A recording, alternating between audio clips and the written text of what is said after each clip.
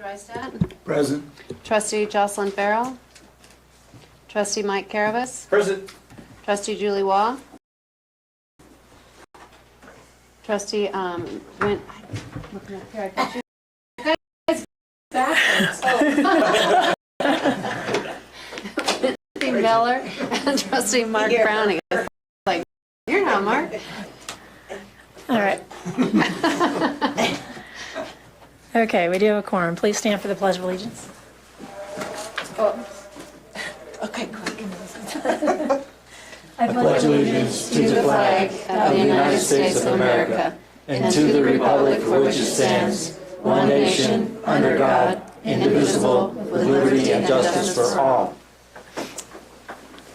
All right, thank you. We'll take a reflective moment of silence, please.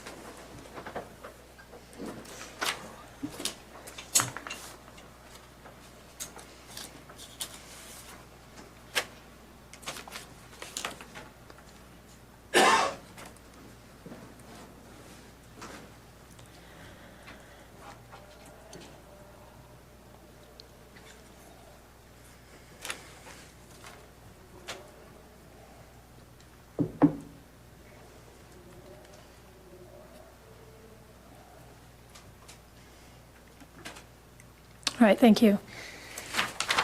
All right, before we go any further in the meeting, I actually have, unfortunately, to make an announcement on behalf of Trustee Julie Waugh.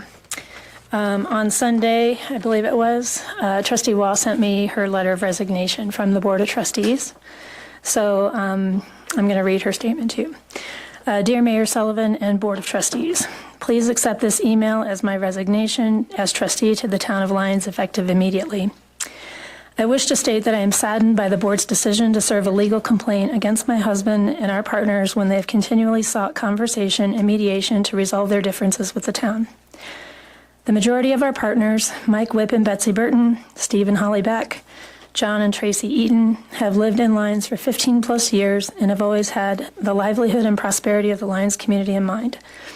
Our families over the years have invested time, effort, and money into the community through our businesses, through volunteering at our schools and community organizations, and through public service to the town. We love the Lyons community, and we all hope to continue to conduct business in Lyons to help our town grow and prosper. I've tried to ignore how the board and the town feel about Riverbend and its partners. I have thus far remained objective, putting my emotions and my marriage aside to perform my job effectively and objectively. But with an official legal complaint against my husband and our partners on the table, I can no longer ignore the emotional strain of the conflict between the town and Riverbend, and I can no longer remain objective. As such, I feel I must step down from the board so I am better able to support my husband, our partners, and the business generated on the Riverbend property. Sincerely, Julie Waugh. At a special meeting of the Board of Trustees on May 23rd, I think it was May 23rd, so am I getting that right? Okay. The town of Lyons did file a complaint against Lyons Properties, LLC in Boulder County District Court. This was considered to be a necessary step as the town continues to seek a resolution to a longstanding issue related to the compliance with the Memorandum of Understanding between the parties that was signed in 2016.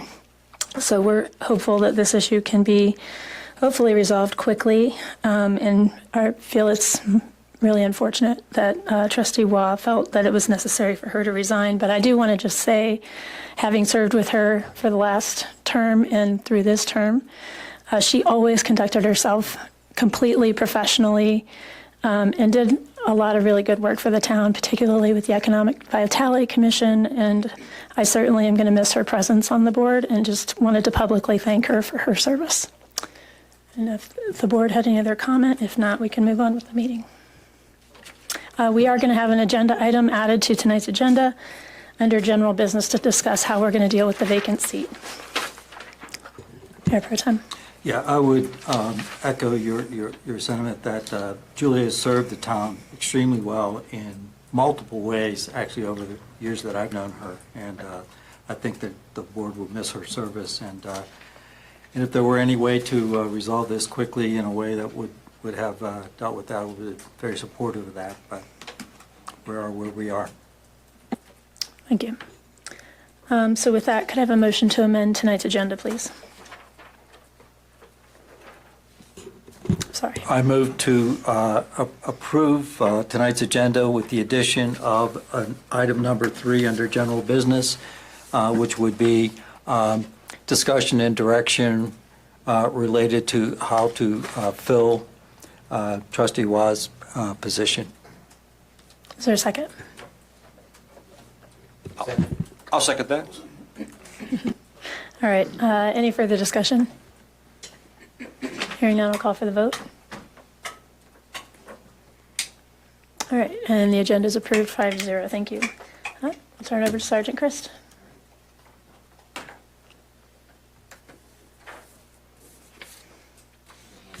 Gotcha, sorry. Coming. Okay. Just a few quick items. All pretty much good news, I think. Outdoor games came and went, and no major issues there that I'm aware of. No major calls for service or anything like that. Some internal stuff that we always tend to go through that we'll look at for next year to make it a little smoother, but nothing that really affected the town, I don't believe.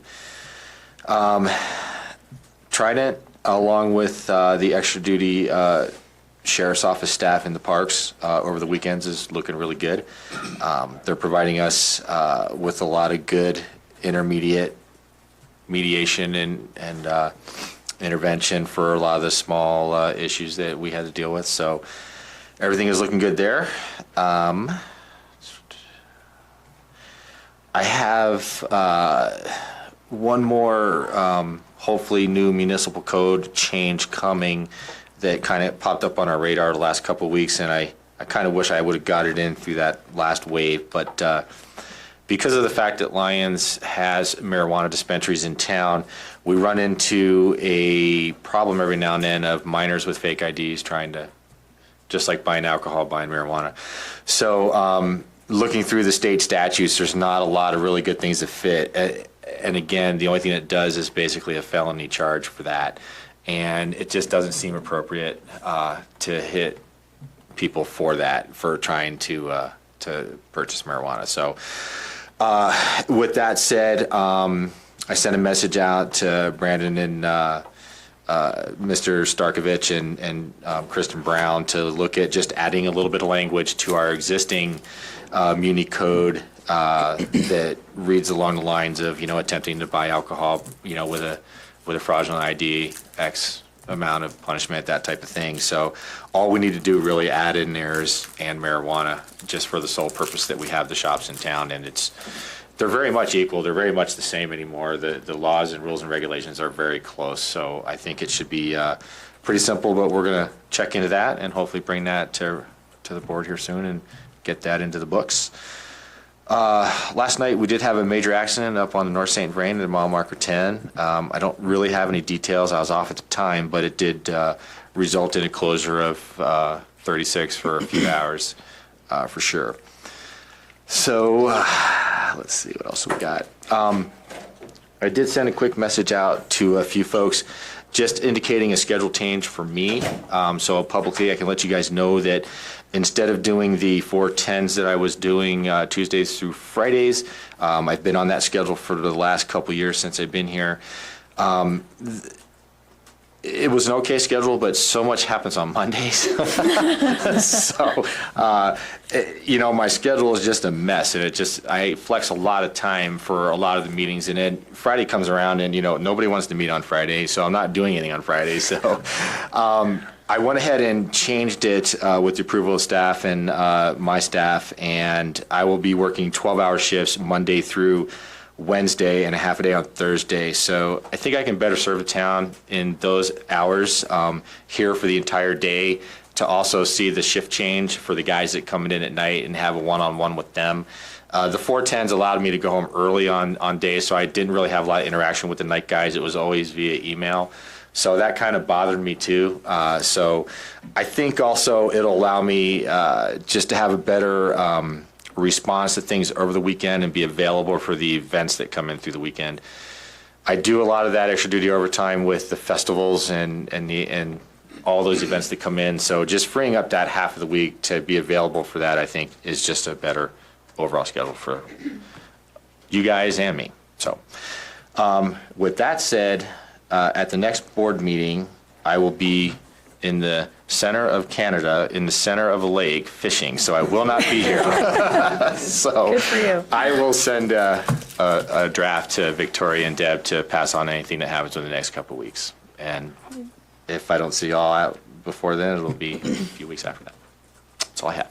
All right, any questions for Sergeant Christ?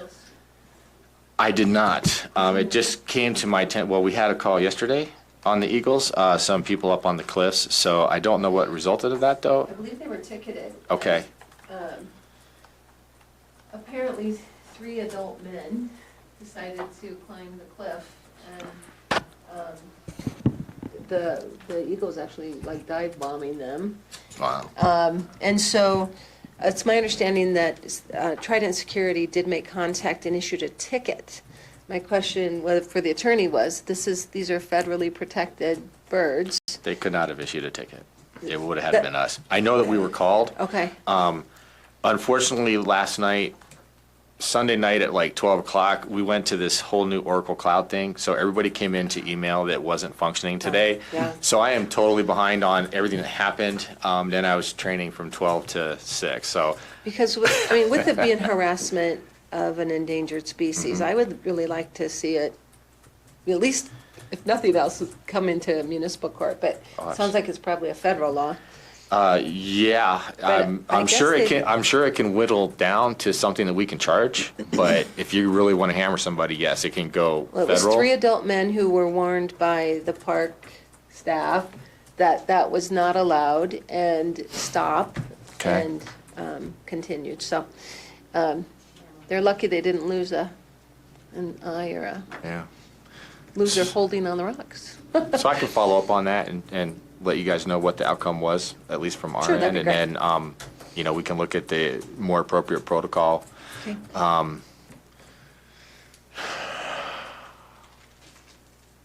Yeah. Okay. If, on a federal charge, it goes into a different ballpark, so that's where. I'll let you put that back in your court. Okay. Apparently not. Town attorney? Yeah, I just want to address the code updates real quick. The town prosecutor is starting the initial draft of several updates to the town code. There's also some issues relating to fees in addition to the marijuana issue that we need to address. So that is in process right now and will be before you very soon. All right, Thanks, Brandon. all right, thank you very much. We'll go on to staff reports. Tracy, you're first. Okay, flood recovery updates. The Public Works buildings, the replacement building, we did get a temporary certificate of occupancy because we won't have water or sewer to the building until the end of the year. And they're still wrapping up a few things like sealing up the floor and such, but hopefully we'll be demoing the temporary building. We'll move the items out and demo that building by the end of this month. So we'll have all the items from the temporary building into the new replacement building. And then the operations building is pretty much on schedule, slipped out a little bit because of weather delays, but it's it's due to be completed by July 7th. No real update on Second Avenue Bridge. I talked with FEMA, and they have not been reviewing it, and they said that we are next in line to have that reviewed for approval. Bohm Park Phase 2, they finished the work on the East Trail, and they're still continuing to work on the skate park, and I believe they're starting work on the West Trail. And then Lyons Valley River Park, landscaping is in process, so right now they've gotten in their temporary irrigation, soil amendments. They've also been delayed a bit with weather, those types of things, but that's where we're at with that project.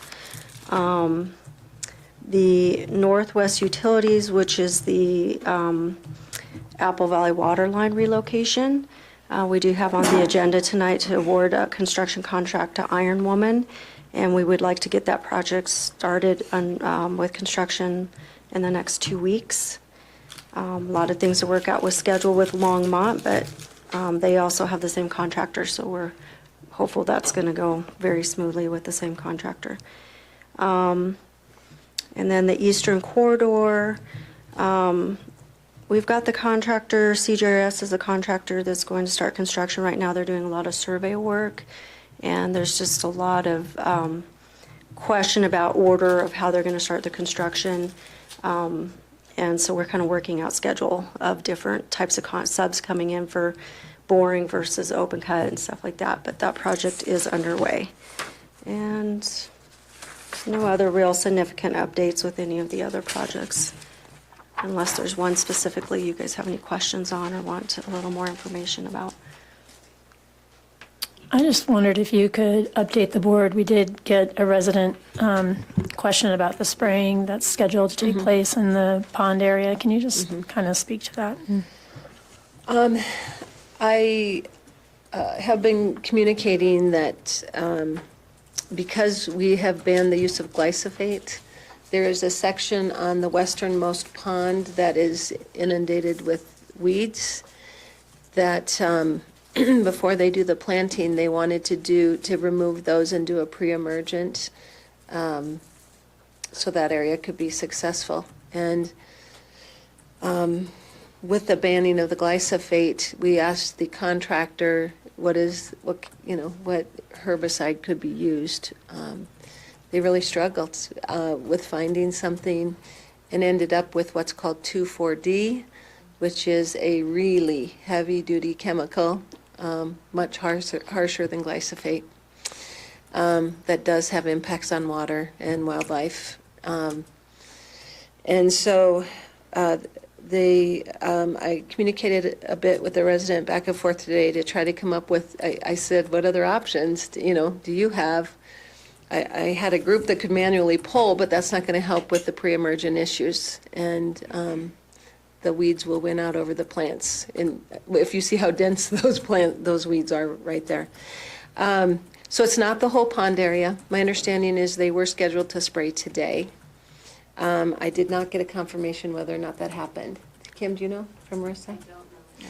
So I'm hoping they didn't, because we were hoping to have some other alternatives maybe. And now with this very heavy rain, that would have been really awful for that to have washed right into the water. So I really honestly don't know if it happened today or not. Marissa was checking on it. Dave was out of the office today. But at this point, that is, they said that is the only thing effective that they have other than the glyphosate. So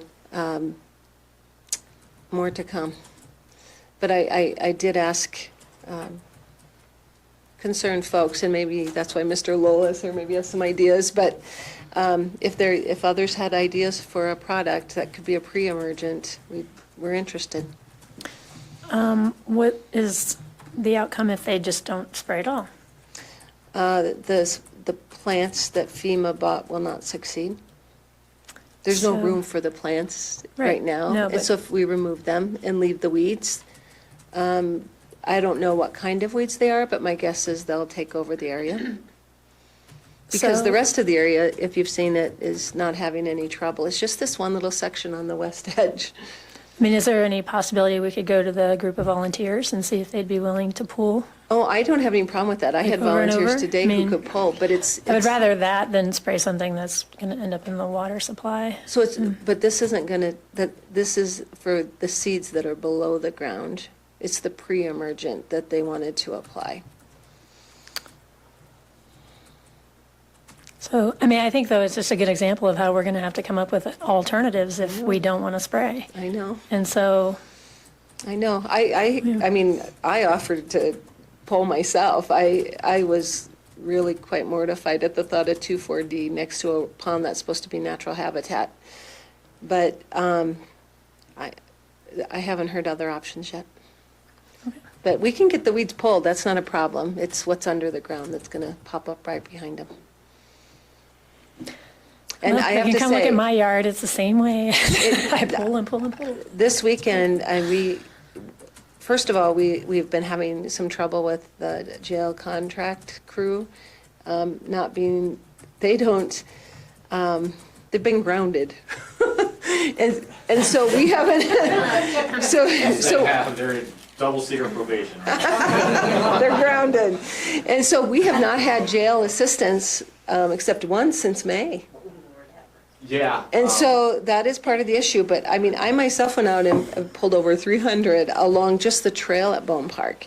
So I think the only way that if people don't want to use chemicals is every one of us as we're walking, take a 20-foot swath and pull them. I really do not know how we can keep up with those large areas. And once those ponds are planted, that is acres of additional plant life. All right, so to be continued, I guess. To be Let us know. continued. I will, I can let people know tomorrow. I'm really hopeful that with them maybe saw the weather coming and decide to hold off.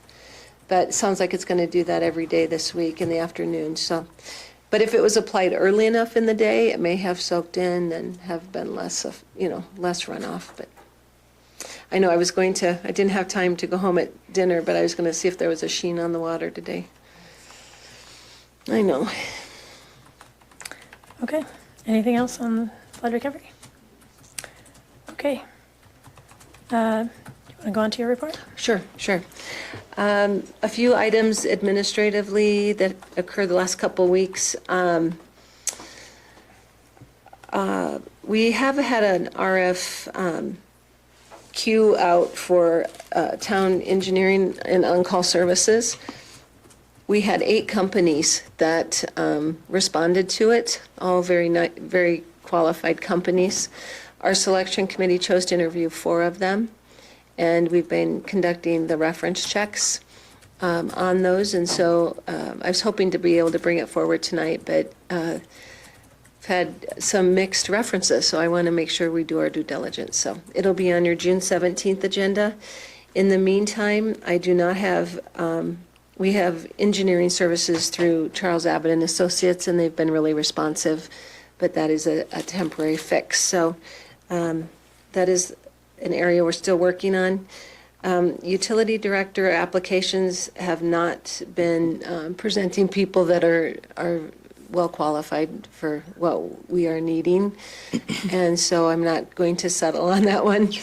I have reached out to Longmont because they also have a utilities director and a broadband director, and said, whoever you don't hire can let them know I'm looking for one too. So maybe between the two of us we can figure out something there soon.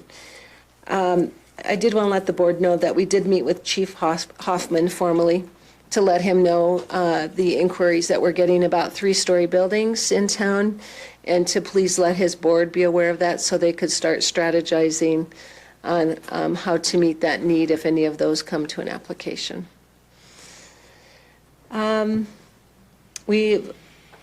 Summit Housing, we do want to let the public know that they confirm that they have received their CHAFA approval, the Colorado Housing Finance Authority approval on both their tax credits and bonds on May 21st. So now they can, those bonds and credits can be sold out on the market. They did indicate they are planning to submit their application, traffic study, geotech, and design within this next month, and anticipate closing on the property by July 31st. So as soon as that application is submitted, it becomes public, and we'll make that available to folks. I know there's an interest.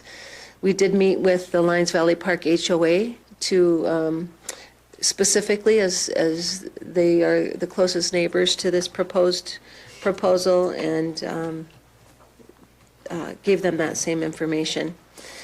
Also, we've been meeting weekly with Paul Tamburello and his staff, who are doing quite extensive due diligence on this property, and we're both learning together about things that exist in a building built in 1935, and strategizing about stream bank recovery and financing, and I think those meetings are going really well. There is a potential that Longmont may be willing to consider another water source other than CBT if a project includes affordable housing. So I've met twice with staff, and now we're going to have the 2 attorneys meet. But they gave me a list of water in their portfolio that they might be willing to accept. all of which run about 25% of what a CBT unit does, or less. They said that they feel that affordable housing is a countywide goal. They understand that the cost of CBT is prohibitive toward that. And so it's not a done deal yet, but those discussions have started, and they were actually the ones to reach out to me about it. So that was great, and the meetings have been going well about that. And then just to also let the board know that continuing to work through most of our business, we have a 100% participation now in the business license process, which is great compared to last year. And we have a couple things we need to work on that are a little more challenging in regard to zoning and businesses that have been in place but not officially grandfathered, but we'll work through those individually with each business. And then I do want to let the board know that FEMA has asked if I would be able to return just for 2 days in July. They are now working on a complimentary training that goes with their recovery management guide that's called Just in Time. And it's the training and the information that communities need to know within the first day, the first week, the first month, and the first year following a disaster, to try to streamline that process. And they're willing to pick up all the expenses. So I would like to be able to go. This, if you recall, I went last year. And this is the work product from that meeting that FEMA had with communities and the National League of Cities. And this is what they want next, is something to give to communities so they know the order to do things in right after a disaster. So, as well as today, I actually got another call that said they would like to develop a formal case study on lions, that it is pretty unheard of that a community is evacuated for 3 months. And so I think they'll probably be asking all of us to participate in that follow-up. So continue to try to help others through this process. All right, thank you. Any other questions for the town administrator? Trustee Browning? No question. I just wanted to really compliment the staff, because it's a difficult process to achieve business license compliance. And I know that part of that process was updating the forms for the application so that the businesses that are subject to sales tax now provide their sales tax ID numbers, and it allows the town to track with the Colorado Department of Revenue sales tax compliance in a manner that we couldn't before. And because we've become more and more dependent on sales tax for good or ill, that's an important underlying data source that we didn't have before. And so my compliments to the staff for accomplishing that. Thank you. Anything else? Okay. Go ahead. I forgot one thing. Today, a representative of a company called Carlisle Thompson, who the state has hired, a private consultant to come and work with Lions on all our closeouts of our FEMA projects. Instead of having state resources do that, and it can take 2 years to close out one project, they've hired a company to represent them to do that on their behalf. And it happens to be Joe Barrios, if you can remember Joe. Oh, yeah, nice. Who worked for the state and worked in Lions for a long time during the recovery. And she now works for this private firm. So they've sent her here. We both agreed on her. And so she's working with Tracy this whole week. So you talk about people who are here. She, her husband, and her daughter are all rented a place for a week here in town. And she's thrilled to be in Lions and seeing all of our she said the first thing when I drove into town is I said, I want to drive over the bridges. So she said she loved McConnell and the ponds look great. But anyway, so she's here this whole week and is supposed to be the liaison between the state and FEMA to have one closeout for both processes. That's great. That's going to be so helpful. It will be. So Tracy is her main contact this week. Great. That's good news. All right, we'll move on to audience business. This is the portion of the meeting where the audience can address the board on items of interest that are not on tonight's agenda for a public hearing or a public comment. Each person will be allowed 4 minutes. You can give your name and address for the record. And we do have a public comment specifically related to the shooting range proposal under general business. So if you're here for that item, if you could save those comments for later in the meeting. I do think we're going to start things off with a short presentation from Crystal. And, sorry, I don't know. So come on up.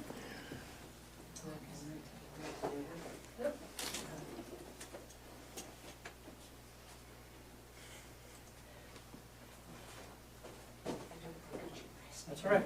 I'm, Push the button in the middle there. Perfect, thank you. Thanks. I'm Art Trevino, Papa Deuce on Facebook.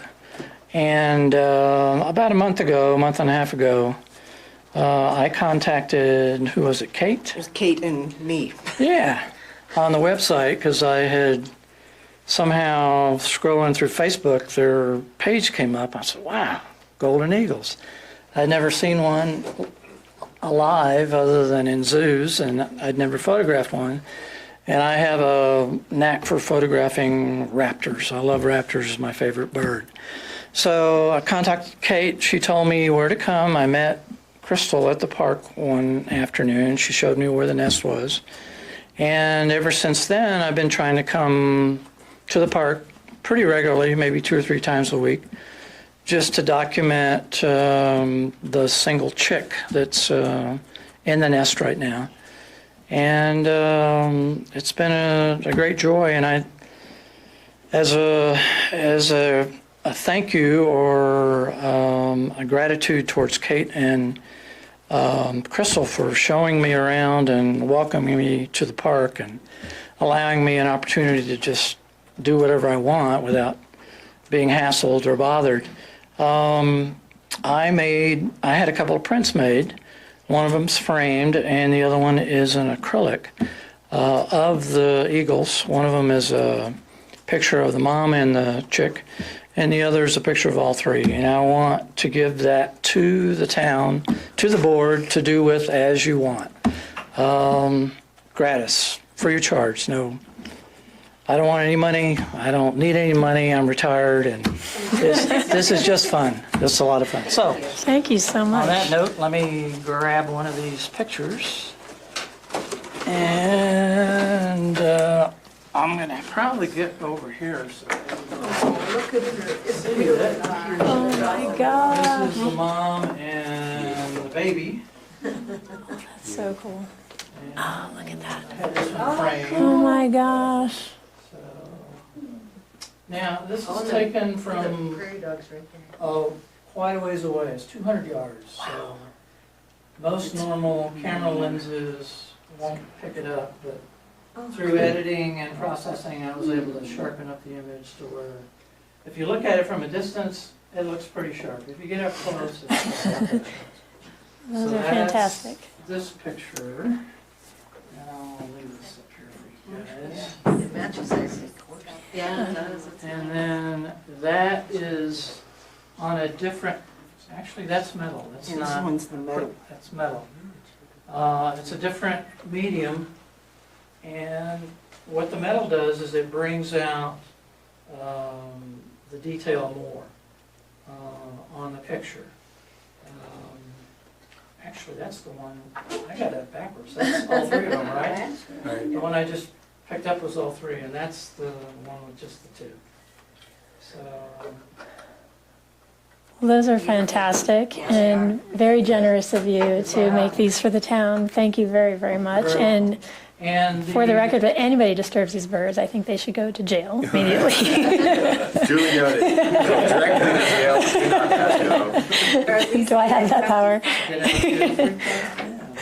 So, very, very, very nice. Thank you so much. That's really, Art did really take generous of pictures you. to confirm that the chick I'm in is Longmont. still okay.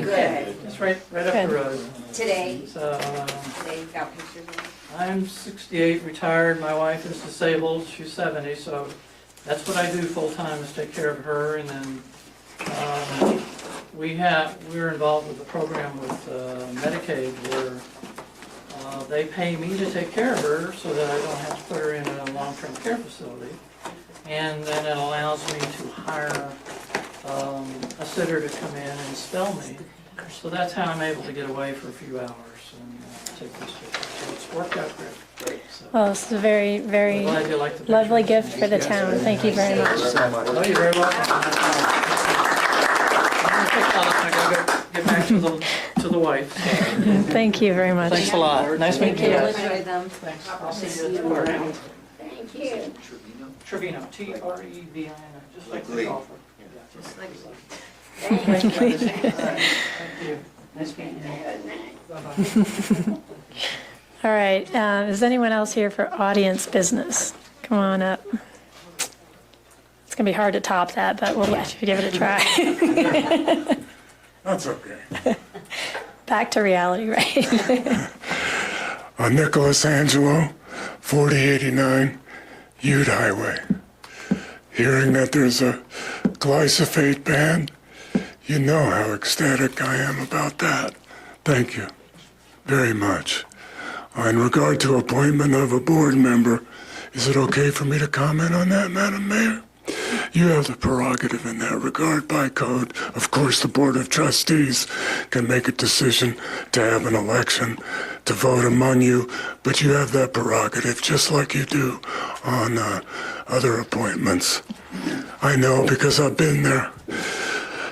I'd like to congratulate Sergeant Chris on both his bravery and on the officers in Virginia Beach.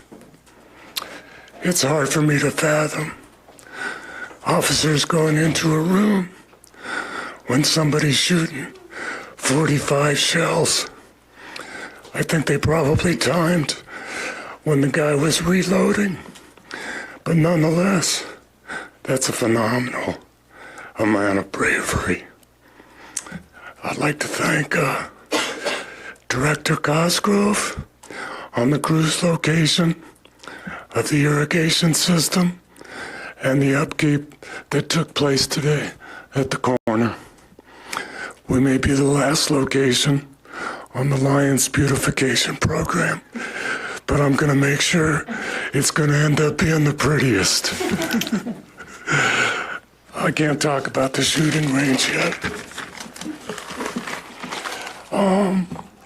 Another issue I'd like to bring up in regard to the county, if we are going to talk to them about anything, is to consider a conditional requirement in regard to CEMEX approval of their new permit, that they be required to install carbon capturing technology if and when available. That smokestack spews CO2 24/7, and that just happens to be the longest lasting greenhouse gas.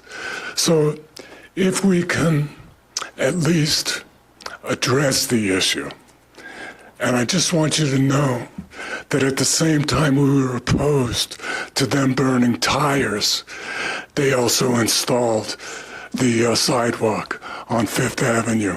So you can ask them to do something and not worry about a contribution such as might happen for the skate park. That's like comparing apples and oranges. That's it for tonight. Thank you. Thank you. Anyone else for audience business?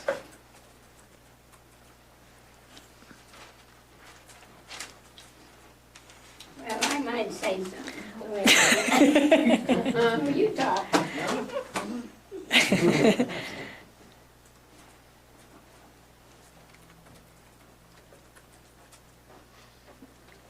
Laverne Johnson, 306 Evans.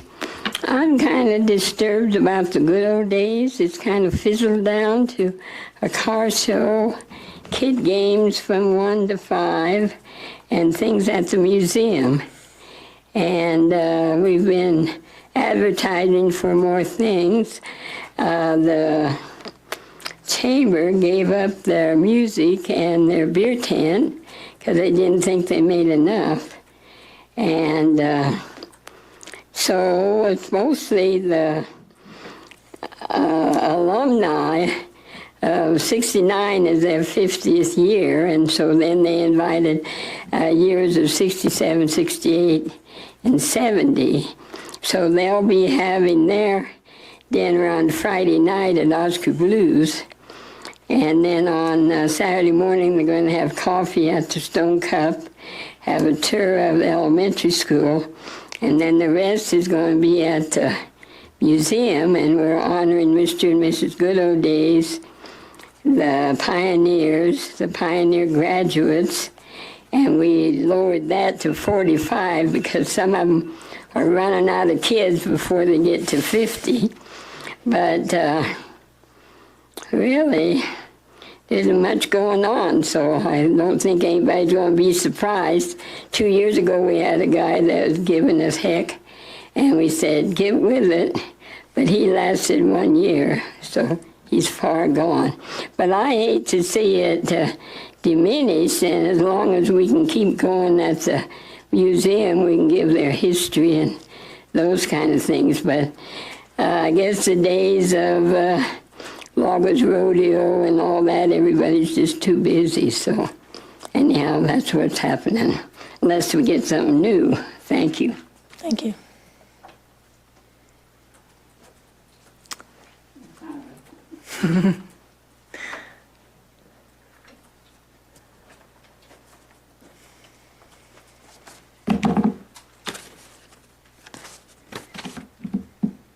Hi, Dan Greenberg, 827 3rd Avenue, Lyons. Is it okay to comment on the question to the shooting range, not the letter about the shooting range? Or would you rather that wait? Attorney, have an opinion, I guess. I think you just probably save it for the Probably shooting better range if item. it's It's a lot all closer shooting in range. Yeah. relation. Okay, all shooting Okay. range. Okay, so I'll just say this then.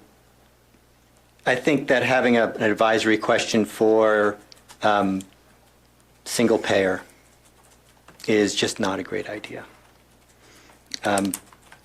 It's a really different animal. It's not a simple thing. Hauling is really complicated, and it's a complicated policy decision. It's not as simple as who takes my trash each week. And there's a lot of nuance to this policy decision, and we elect you to be the ones who take a deep dive into these complicated matters on our behalf. So don't abdicate that responsibility. You're the ones who are going to understand it the best, and the people who are on your boards and commissions are going to be the people who understand it best. I just don't think a ballot question is the right type of thing for a ballot question. That's it. Thanks. Thank you. All right, anyone else for audience business? All right, we'll go ahead and move on to boards and commissions. We don't have a report, but I have several appointments to make with the board's agreement. I would like to appoint to Housing and Human Services, Patricia McNichol, to LAHC, Heidi Ames, to Economic Vitality, Mike Porter and Laura Gilson. And then we have our final three student commissioners, Kristen Quinn, Maya Rooney, and Charlie Gow. So that will give us a fully seated board, and we'll start communicating with them about setting up a meeting schedule. I also actually have some non-voting members because we had so many apply for the Student Advisory Commission that I didn't have enough seats for all of them. So I do have three others that will be non-voting members, and that'll be Joel and Jesse Ucker and Ava McCall. So we'll have a good group of students, and what's nice, we have a good wide range of ages. We have freshmen, sophomores, juniors, and seniors. So it'll be a fun group to get started with. That's all I have on boards and commissions. Did staff have a comment? Oh, you were just getting ready for consent.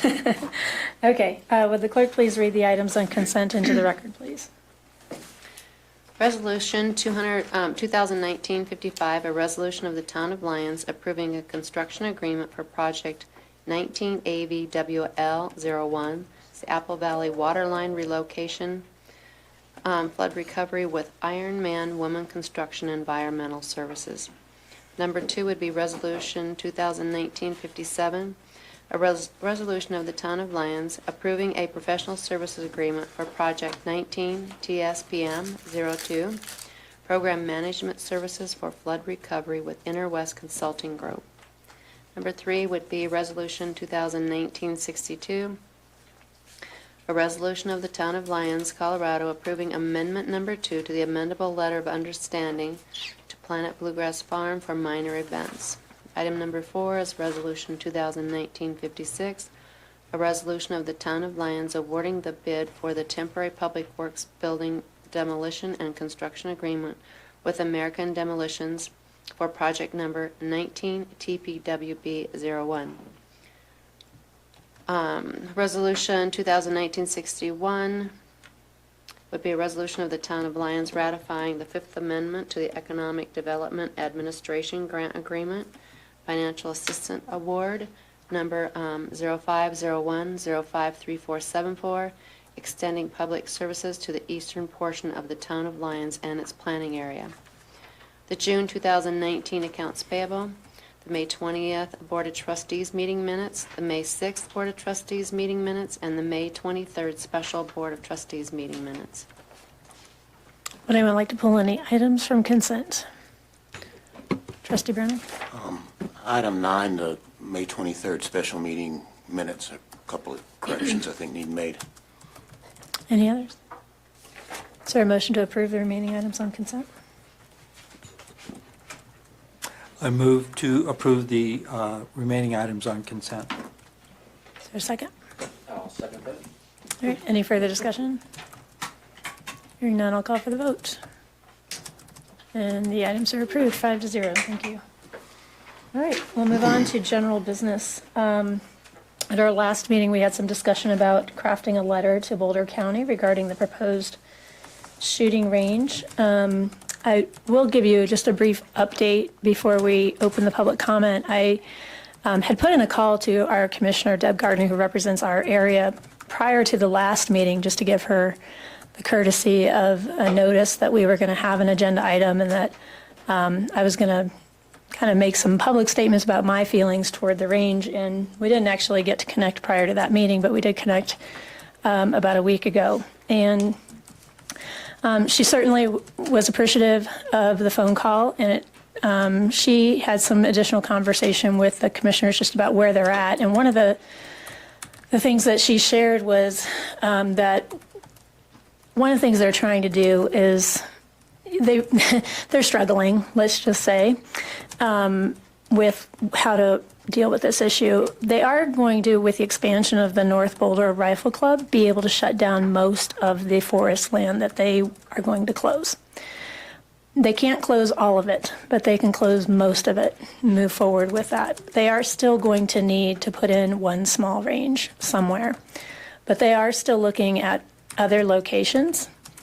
But she did encourage us to send a letter letting them know, and she did reiterate that they had committed to us to say, if you aren't on board with this, that carries weight with us. So that's just a brief update. They are not taking any sites off the table at this point, but they are listening. So I just wanted to share that with you, let you know there was at least some update there, that they're continuing to look and explore what their options are. So that's just kind of where things stand currently. So with that, the reason I guess we wanted to take some public comment is to kind of keep the conversation going with the public, to kind of understand what the concerns are. We haven't had a public comment, I don't think, this board. We did with the last board when this first started to come up. We had one comment period. So at this point, we'll go ahead and open public comment, and each person will have 4 minutes. Give your name and address for the record. Come on in.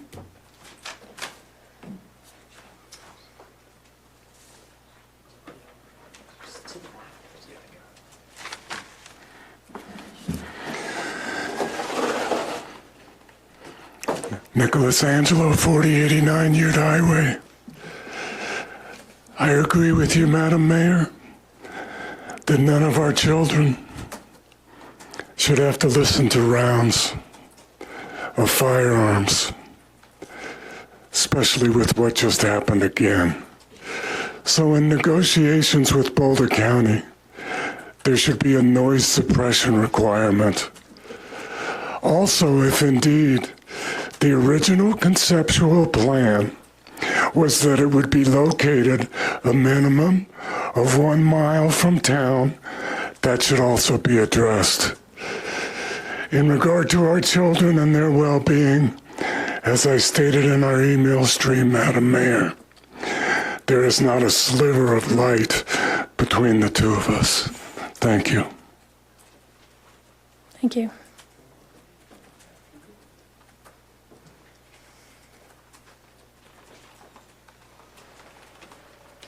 Greg Lowell, 411 Raymond Court. I wasn't prepared to say anything tonight. I'm just here as the scribe for the Redstone Review tonight. It's my second career, I guess. But I do concur with Mayor Sullivan on all her points. I was actually the architect of the letter that the Ecology Board submitted to you folks, about 8 or 9 months ago, I guess. So I'm foursquare behind all the points we made there. I will say I'm a hunter and I'm a gun owner. I do take advantage of the North Boulder Rifle Range on occasion, and it's clearly the superior facility for any sort of range shooting or target shooting. What bothers me about the prospective range on Lukanen's property is its amphitheater effect. We may not be able to hear the noise here in town because of the intervening ridge line, but if we're going to develop the eastern corridor, that is going to be, I've lived near rifle ranges before in New Hampshire, and it is going to be just a continual shooting gallery for any people living down there, any retail establishments down there.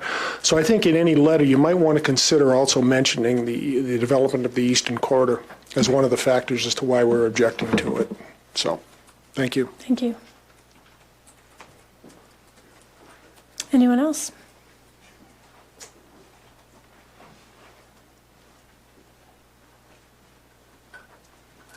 Hey everybody, I'm Eric Leonard. I live at 347 McConnell Drive. To echo what the prior speakers have said, thank you, Mayor, for taking the step of putting a letter and reaching out to the county. I've expressed some of the concerns about the shooting range, primarily about safety and noise, as my neighbor Greg just mentioned. The noise impact to the school, to the neighborhood is not insignificant. I think the other thing that weighs on a lot of our minds is the potential for fire. As we look at, some of the fires that happened in Colorado last year, there were 2 forest or wildfires that were sparked by shooting ranges just in Colorado just last summer. So, that with, the dry landscape there definitely gives some concern with proximity to the school and the neighborhood there. And then the new housing that'll be over really close to the backside of the shooting range. The other thing is I kind of looked into this that really caused me a little concern was the Boulder from 2015 when Boulder County was doing the land use planning for the firing ranges in Boulder County. They put together this 76-page document which goes through all the pieces of the rules and regulations around how the shooting range will be constructed and how it should be maintained and run. And what I find really troubling is if this is still the overriding document that's going to govern a shooting range that would be positioned in the quarry, I don't think the town of Lyons was considered as a location at that time. So in the 76 pages, Lyons isn't mentioned once. Ellens Park is mentioned 15 times, Ward 12, Nederland 4, Magnolia, Road 3, Raymond 2, Lyons 0. So if these are the binding rules in terms of site orientation, noise level, proximity to structures, those types of things, I find it really troubling that these could be applied to potentially the town of Lyons. So, I think if nothing else, if this is still the latest document, at least it's what I could find, that, there has to be a conversation about the location specific to Lions, because it seems like when this was being drafted, it was really with shooting range sites up on Peak to Peak Highway and up in the mountains in mind, not the foothill shooting range in Lions. I guess I feel just because of the nature of this this conversation, I'll add that I am also a hunter, hunted my whole life, have guns, hunt with my kids. So, this isn't an anti-gun thing for me. It's really a safety and noise thing. So I appreciate you listening. Thanks. Thank you. She beat you to it again, sorry.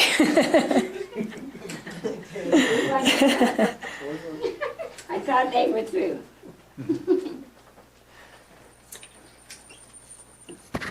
Laverne M. Johnson, 306 Evans. I didn't know whether I should talk or not. I don't want to turn any of you off for the guns. But I think I think it's an insult to Lions for the county to even bring it up. I can't understand how they, being county commissioners for safety and everything, is even wanting to put it over there. And I admire the mayor and Barney and the rest of them for trying to do something about this. And yes, it wasn't mentioned. And they have that nice shooting range over there at Boulder. I don't know why they can't use that. And two, probably 50% of the people in Lions go hunting and that. But this isn't actually the hunters. It's those that want to practice shooting that are up there in the mountains shooting at some tire or something that they're trying to do something with. Myself, I feel insulted by the commissioners bringing it up, and I'd like for you to put that in your letter. And my folks were all hunters, and my dad used to sit over there by a log and wait till a deer came by and shoot him. That's how he hunted. So there are a lot of hunters, but I don't know how many practice. So that's my opinion. Thank you.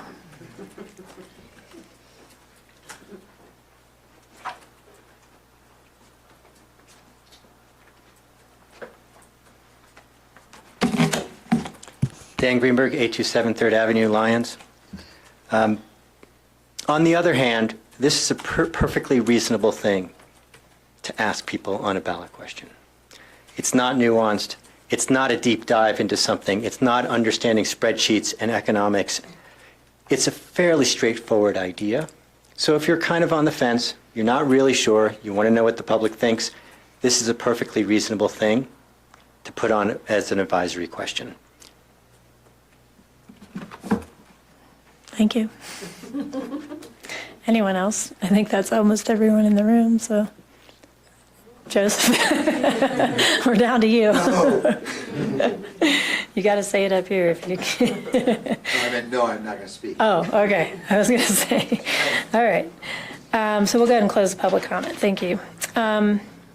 So I'll go ahead and kick off, I guess, since I started this conversation at the last meeting. I've actually received a lot of other comments from residents, mostly supportive of saying, if the county's basically willing to say, you don't want this, then say so. I think what I've also learned is that we only get information when we start the conversation, which is kind of frustrating, actually, because this is really important. And I appreciate the comment about the Eastern Corridor. I think we tend to think about the people who are already here, and we don't always think about the future impacts for things that aren't yet built and what that could mean. I can tell you last night I could have sang along to the band that was playing in Bohm Park. So enough noise carries. And, and we don't know what the ability is to control the sound from this. And I've heard numbers thrown around anywhere from 15 lanes to 50 lanes in terms of, or 180, up to 180. I mean, different numbers come up at different times. I don't know how big the site really is and what it can actually hold. And I will be the first to admit I'm not a shooter. and I didn't take this position because I'm against guns. And I actually had a really good conversation with someone who I think walked away with that impression. And if that's the impression I gave, I want to correct that record, because I'm not making this ask of the board or taking the public position because of any deep-seated feelings about guns. This is not about that. This is simply about the potential of disrupting our school and the kids at the school and the anxiety that they truly feel about the threat of having to deal with shooters, active shooters. And I think it just is, if there's one thing that to me kind of makes this an easy call, and I think former trustee Greenberg is right about that. It's a fairly binary position to me. And so, I'm happy to put our list of concerns on paper, but I actually feel like that will fall short again, and anything less of saying, we do not feel this is an appropriate site per your original criteria, that it needs to be 1 mile from municipalities should have taken lines off the list, and clearly it wasn't considered because it didn't qualify initially. And so, I'm happy to go with the laundry list of concerns, but I would like that laundry list to start with, you told us that if we didn't want this, we have the right to say no. And we expect you to honor that decision by this body, because it doesn't go through our land use process. And I actually think the best strategy is to be straightforward with this. And if we don't want to send a direct position now, then we will get to the question later. But I think we have to keep the conversation going here. We can't sit back and wait for the county. Anyone else like to comment? Trustee Browning? Yeah, in addition to the concerns that and issues that members of the public have identified and the mayor have identified, soundproofing, we've talked about green bullets.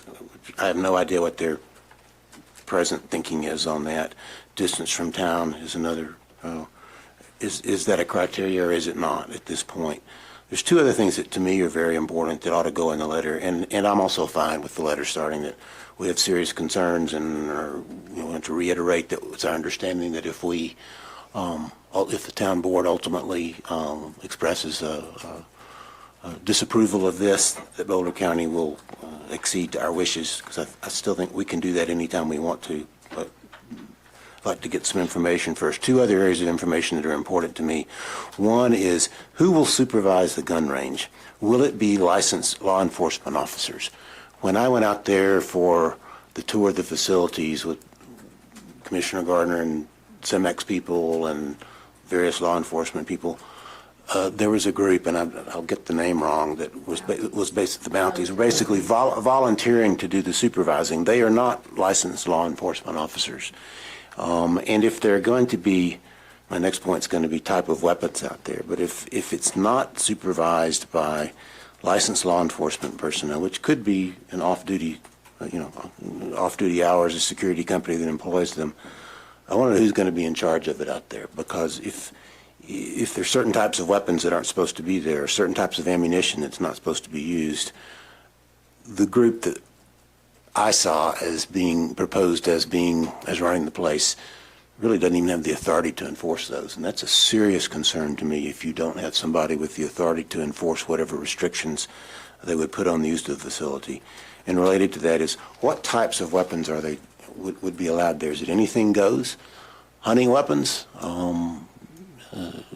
pistols, firearms, or if anybody lawfully owns an assault weapon, are they allowed to take target practice out there? To me, that's a big issue of those types of weapons being brought in proximity to lions. Much bigger concern to me if those weapons are involved than hunting rifles and handheld firearms. So I'd like to add those two issues to the letter of who would do the supervising, what type of weapons would be allowed there. Anyone else?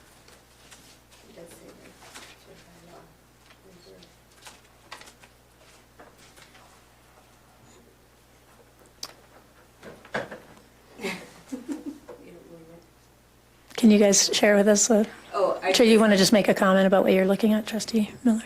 I just looked up the Colorado Mounted Rangers to see whether or not they were officially law enforcement. Yeah, can you hit your mic? Try it. Thanks.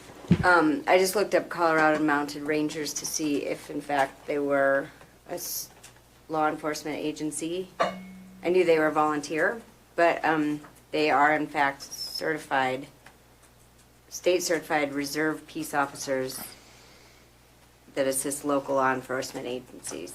So they are volunteers, however, they are certified, just FYI. Okay. Trustee Browning? Yeah, Go ahead. one Trustee quick Browning. comment on that. In a former life, I did a lot of police reporting for newspapers and got to know the cops pretty well. And I still remember the local sheriff's auxiliary, and they were licensed, and they were volunteers, and they were licensed to an extent, but I would not want that group in charge of something like this. They can be certified in some respect, but let's just say I met. Well, let me just say I'm not convinced that that's the proper group. I'll just leave it there.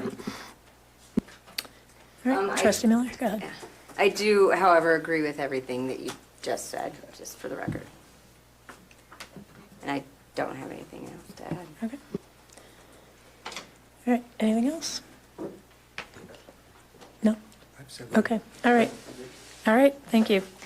All right, we'll begin a draft of the letter and probably share it back with the board for review. I don't know that it needs to come back to the meeting necessarily unless people have questions or want to talk about it any further. Okay. The next item on the agenda was actually requested by Trustee Farrell, even though she's not here. She wanted to ask, because we were going to have this discussion and public comment, to go ahead and put this item on the agenda, and because of the timeliness of the need to craft the language if the board wanted to go forward with either one of these. So, again, I don't think we had any other issues on the ballot for the November ballot.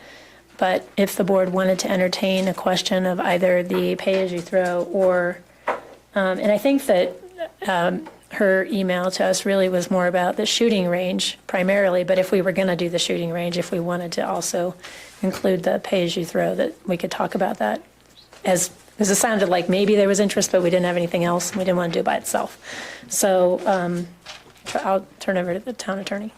Thank you, Mayor Sullivan. Just quickly, the staff would recommend at least one additional ballot question if there were to be another advisory question on the ballot, and that is the ability to record ordinances by title in the local newspaper of record. As we've explained in the past, it's it's costly in some instances to do that. We have things like the International Business Code, or International Building Code, which can span hundreds of pages. We would like the ability to record by title in some instances. You can only do that via a ballot question approved by the voters. Also we're not going to talk about it here, but as the next discussion item, there could potentially be, if it's the board's will, an additional replacement for Trustee Waugh on the ballot as well. So those are two additional things, but that latter item should be held into the later discussion. Oh, and the other item that we also discussed in a previous discussion was the trustee term. As I think most of you are aware, and the previous ballot question was put on the election to extend the term of the mayor and the individual trustees. The term of the mayor was extended by the voters, but the individual trustees were not, and so that could be another potential item that could be placed on the ballot if there were to be an advisory question, either in the September or November ballot. Did you have another comment? No? Okay. So just to be clear, I think Trustee Farrell was in favor of moving forward with the ballot advisory question. I just had a quick question. We've not done one of these that I can recall in my term on the board. So what's the process for developing the language for an advisory question? Does that have to be done can it be done by resolution, or does it have to be done by ordinance? I've seen some done by ordinance and resolution. I don't know why they couldn't be done by a resolution. It would seem to me it could be done by resolution, but I didn't want to assume that. I know we have had ballot questions before by resolution and then did the ordinance after, but it wasn't an advisory question. So I didn't want to assume it would be the same process. The decision to have a special election would require an ordinance, I believe. I can't speak to, at the moment, whether the crafting the ballot language would have to be done by either or. I would defer to the town clerk. Because if it were a resolution, would that give us more time to bring it back in July and still make the ballot, or would you need it?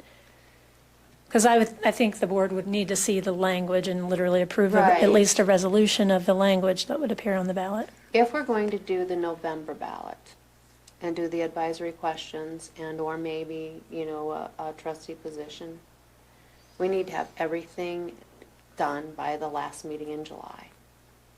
Done. So there's time. So, okay.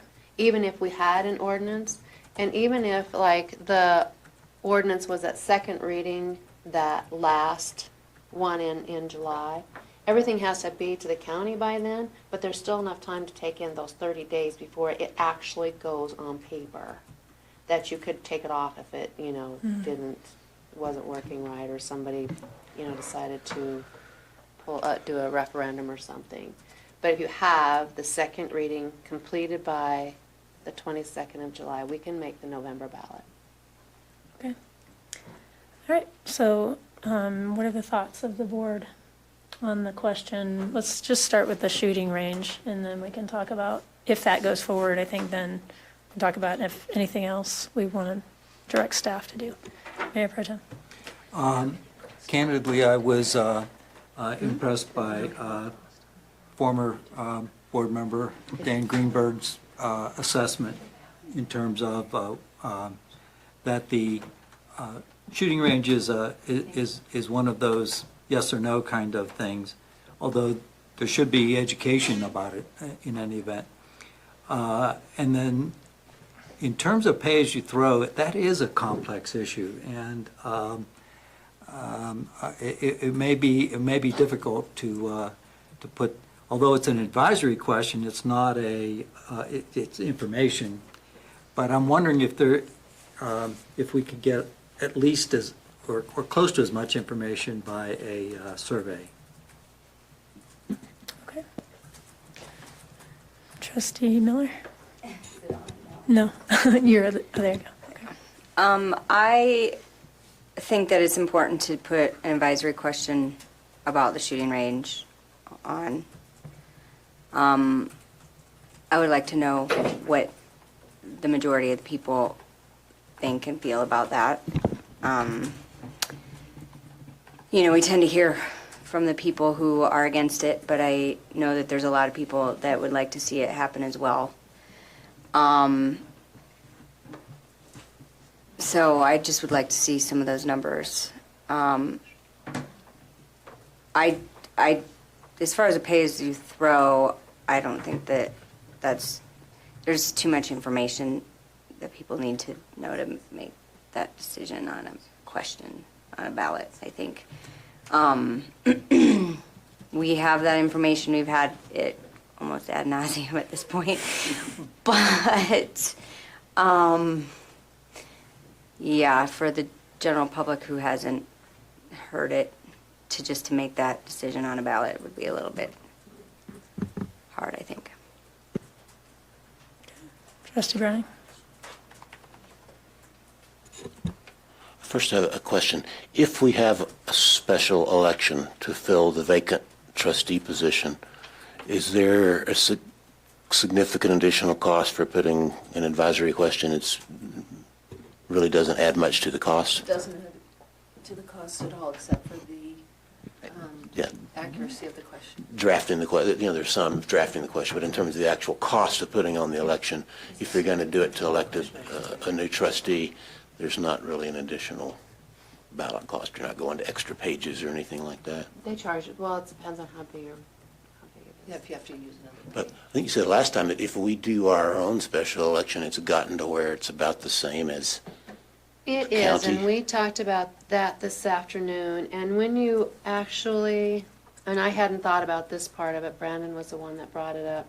When you look at the cost of the ballots and the envelopes and the costs to get them mailed. It's about the same with us and the county. What I'm not considering with the county charging a little bit more was actually staff time. I've not included it. So if we included staff time in there, they're probably pretty even. Staff puts together we're the ones that make the list of the voters. We're the ones that put the ballots together and get them mailed. So if I really took the time of those 3 people who helped me do all that stuff, we'd probably be pretty close to the same amount. So I'm not sure that, after our talk today, that, it's probably about the same. So my position, whether to put an advisory opinion, kind of depends on an advisory question. It kind of depends on what we do with the trustee vacancy. And I'll wait to discuss that. I agree as to the pay-as-you-throw. I think it would be extremely difficult to draft a ballot question that would encompass all the variables that are still being looked at by the new sustainability coordinator and the SFC. For example, would your ballot question say, would you be in favor of a pay-as-you-throw program if it costs less than the current rates, but you got 2 sets of current rates? And what if it's $1 more, but it's better service because it's curbside recycling? It's hard to address the cost question. I don't think it's been determined. I know it hasn't been determined yet. Curbside composting, is that going to be optional or included as part of the RFP? Some curbside composting programs in other places have run into real cost and reward issues, and that's something we still have to look at.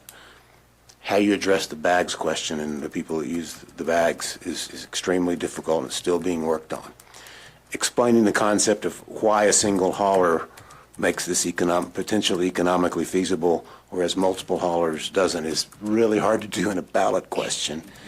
And you've got to address the issue of whether anybody can opt out, whether neighborhood associations can opt out, or can they opt out if their costs are even higher than what we'd be proposing. I just can't fathom how you could draft a fair ballot question. And when you get ballot questions too complicated, they become an issue themselves. Voters start saying, you should have worded this differently. You're trying to influence the outcome. And even if your intentions are trying to be as objective as possible, you're going to catch heat and it's going to influence the vote if your question becomes too complicated. So I have to say, I don't think the pay-as-you-throw program works well for an advisory ballot question.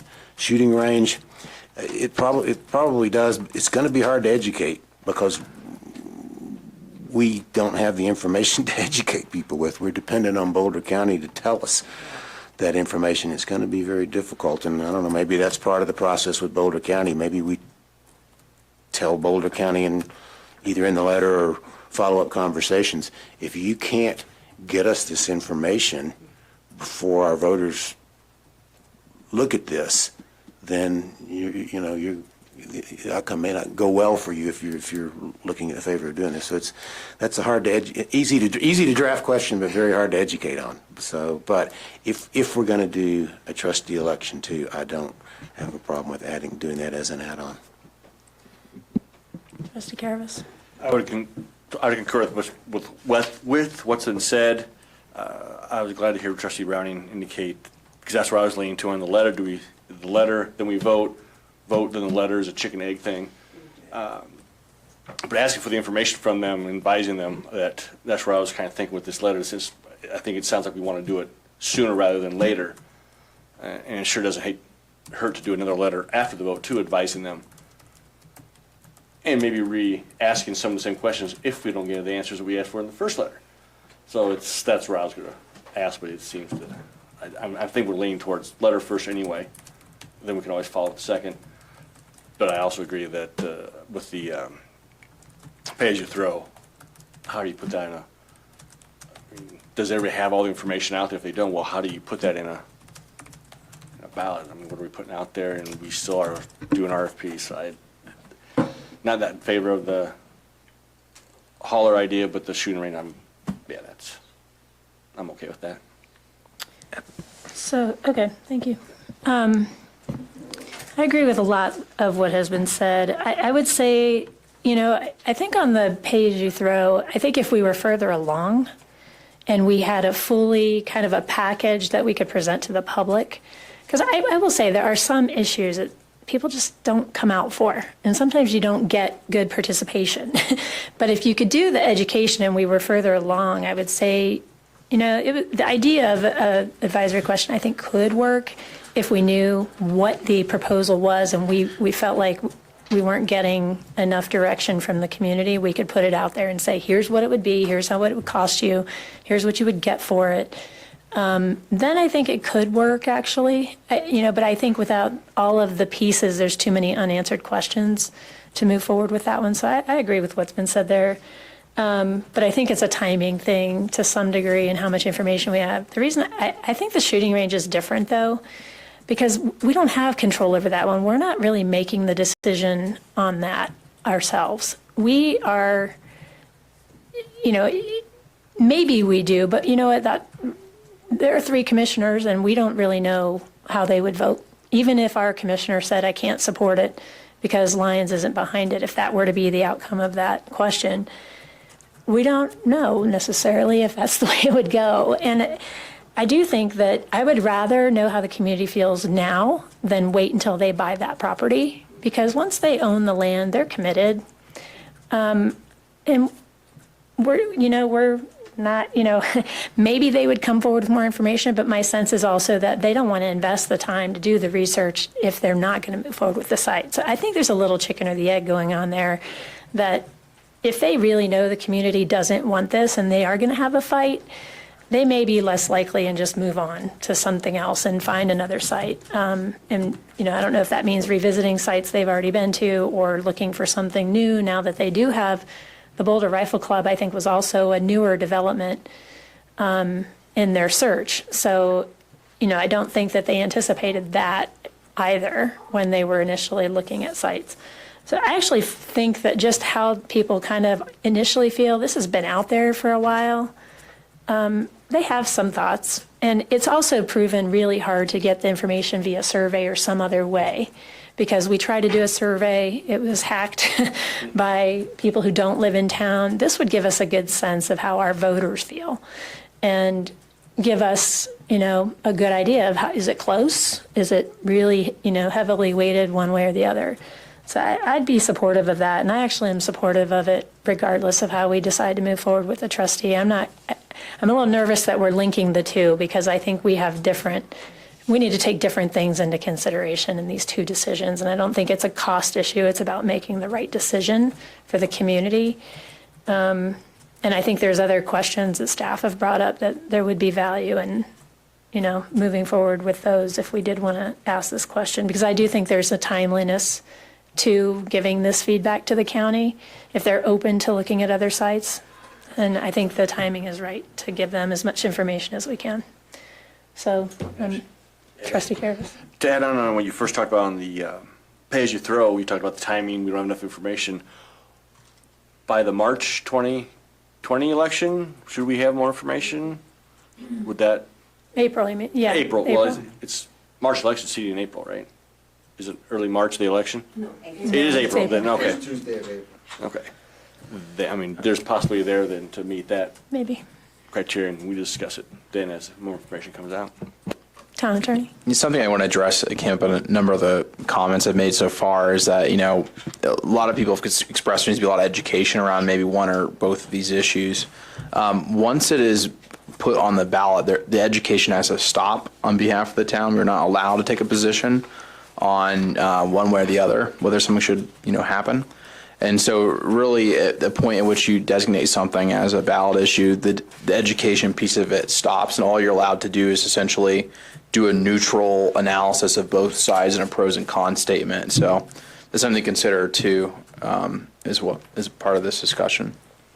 Yep, and I would agree. I mean, yes, we need to make sure we recognize that. But I would also say that county has a lot of information on their website. They can look at the reasoning behind the shooting. So I do think there's information out there. The fact that we don't know any more than that, I'm not sure we can fix that. Mayor Pro Tem. Just a side comment, I think we'd have few hackers with pay-as-you-throw than I think you're right on that one. Yeah. All right. So it sounds like there's only 5 of us here tonight, so support, I mean, I guess we need, because we can't, I don't want to have 2 conversations at once. I want to kind of, or do we want to have the next conversation and come back to it? So I guess, are you supportive if there's another, only if something else is on the ballot? Or are you supportive regardless, and then? It's about 5,000. But with your title, I mean, if we did have that, we would put the title change on it, potentially have a trustee. Yep. Yeah. Yeah, and just before I think what would be helpful is for the board to authorize us to look into this further, if that's the will of the board is to do this. I think there's also a legal issue about to what extent we can even consider this on the ballot, since it's not our final decision to make. It's not an answer I have for you today, but something we want to look into before we fully go down this path. Yeah. So maybe that's just the direction we're going to do now, have staff research it further and come back with process. I And hate to go 5 months with no education and have the commissioners come out with something this fall and we can't say anything. Oh, that's a good point. Okay, so we'll get more information about what it would look like and come back to us at the next meeting. Did Commissioner Gardner say anything about Oh, timing? can you? No. Okay. All right. Next item on the agenda was the addition of discussion and direction regarding filling the seat vacated by Trustee Wall. I'll turn it over to staff. I don't think you ever gave me black. Oh, here, I'm sorry.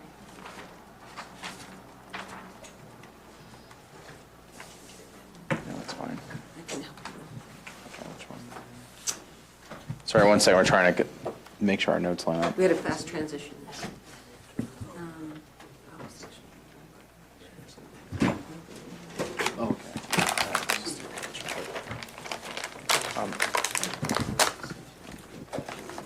So the Lions Municipal Code addresses how to fill vacancies in the Lions Board of Trustees.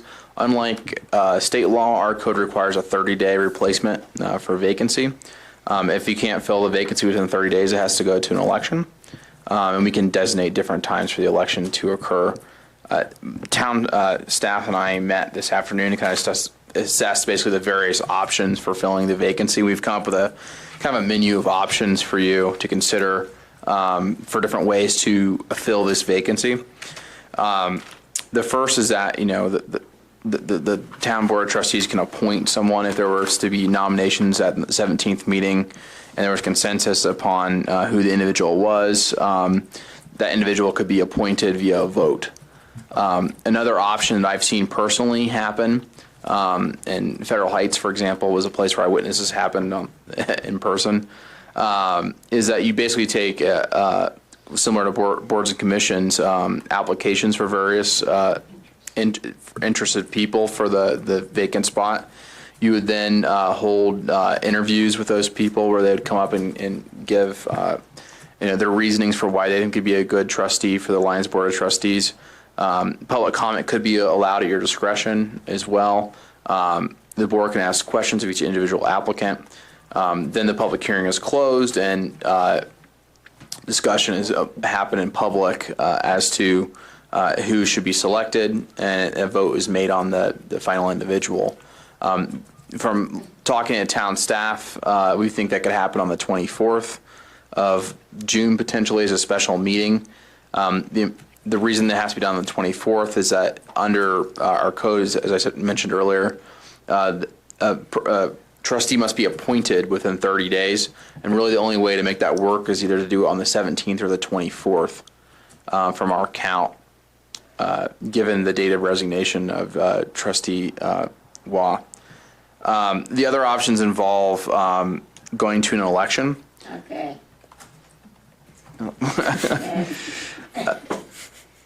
So there's 2 potential options for an election, one being a special election in September, the second being an election in November on the county's ballot.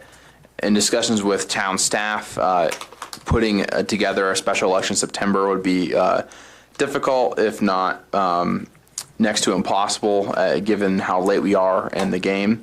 And November would be much more feasible. And we've already kind of discussed the costs around that. It is slightly cheaper if you were to do it on our own ballot as a special election, but given the time constraints, we think it'd be basically the same price if we use the counties. A lot less administrative burden as part of the county process. Another option that I failed to mention as part of the nomination process is that you could appoint basically the runner-up to the last election for that seat. I'm trying to look to Gary McCrum could be one potential nomination. Of course, Gary McCrum could also apply through an application process. That was the board's desire to run through that way. So those are the kind of the various options that we've analyzed as for filling this seat, and I'd be happy to take any questions concerning those. Does staff have a recommendation? I think the staff recommendation would be a nomination of some kind, either through an application process or through a consensus nomination on the 17th.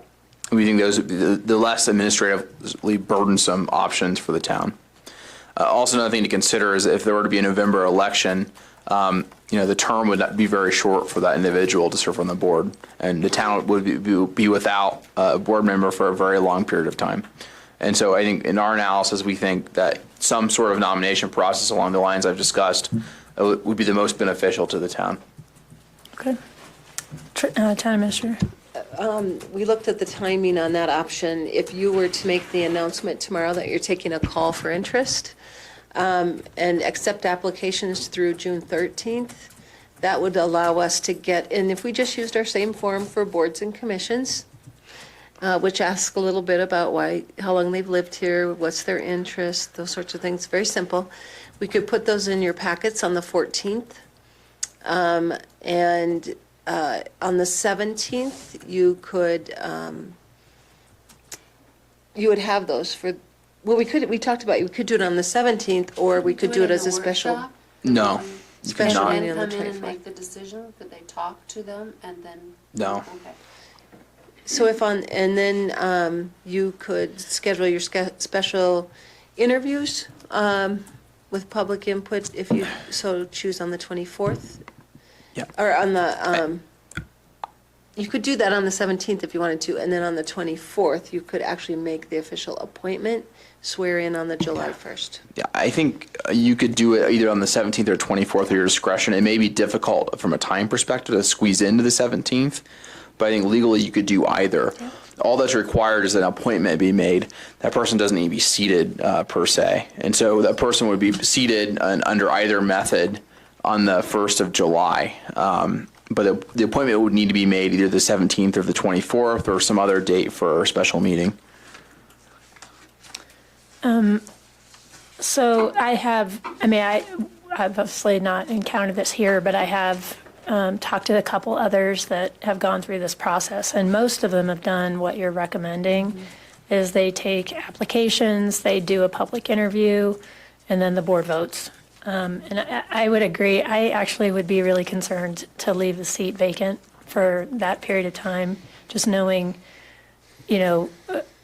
various issues come up, people need to recuse on occasion, so it could leave us vulnerable to not having a quorum, and an even number of trustees can delay things because there's just no consensus. And so I would be in favor of that process, but I do want to just check in with the board. Would everybody be here on the 24th to have a special meeting if we needed to do it that way? Just timing wise, I want to understand our availability before we would. And we could do any time. That was just. It has to be on or before the 28th is when the special meeting needs to happen. Is it? Okay. I won't be here on the 24th, but, and then I'm leaving again on the 28th. So it sounds like if we went this route, we'd really have to probably do it on the 17th. At least the interview piece of it, and then. Right. Or a special meeting, or some other date. Later that week. Yeah. We could, okay, just, I wanted to get a sense. Well, you could 24th, just because it's a Monday. From the 18th to the 25th. You are. You could just call a special instead, yeah. So. I'm checking with my secretary. Oh, my boss. Yeah, So that's on video. you could do it on the 17th during your workshop time. We just call the special meeting to begin. Not have a workshop, call a special meeting. Oh, okay. 5:30, so that if you want public input, the public can give that during that time. If an You hour may and a have to half, do early depending start, on, though. I mean, unless you're expecting dozens. Or the alternative is there's no interest. That's And that's typically the other, better. you may just have a couple and it could be. Yeah. Well, hopefully we would have Well, I would at hope least a so, handful knowing of that people. it's short-term till April. You might get a few interest. It's a good way to try to see if you want to run in the spring. All right, well, what's the sense of the board anyway on process? Figure out the dates if that's the way we want to go. Mayor Pro Tem? I completely agree with the town administrator that we don't want to go that long. And there are a couple of vulnerabilities about quorums and so forth that I think, the sooner the better, actually. Trustee Browning?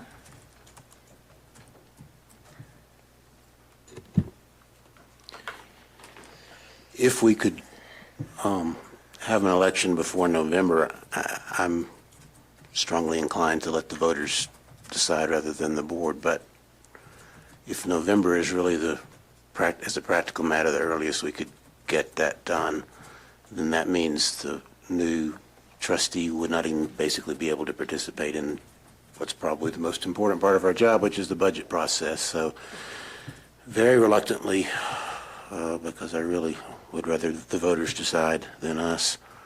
But under the circumstances, I'll reluctantly support the nomination process, and I'll be here during those dates.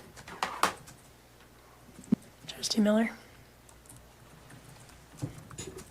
Yeah, I would most definitely like to have the September election too, but if that is not possible, then the 17th is going to have to be that.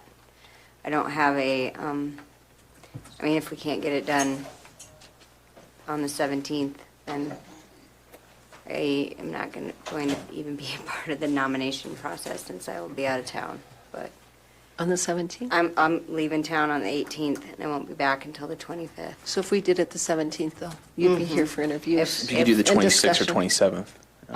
Oh, for Yeah. the actual appointment, you mean?